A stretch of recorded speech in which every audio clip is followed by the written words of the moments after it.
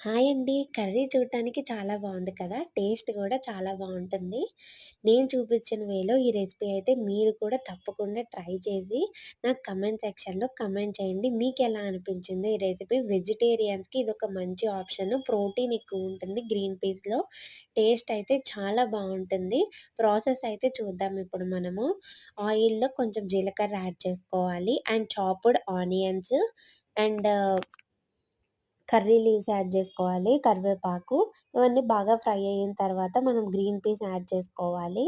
And మన టేస్ట్‌కి సరిపడా సాల్ట్ అండ్ పసుపు యాడ్ చేసుకొని బాగా ఫ్రై అయిన తర్వాత ఇప్పుడు మనము కర్రీ కోసం అని చెప్పి ఒక మసాలానైతే ప్రిపేర్ చేసుకోవాలి. దాంట్లో కొంచెం coconut and spices, ginger, garlic, tomatoes అన్నీ కలిపి మిక్సీ చేసుకోవాలి.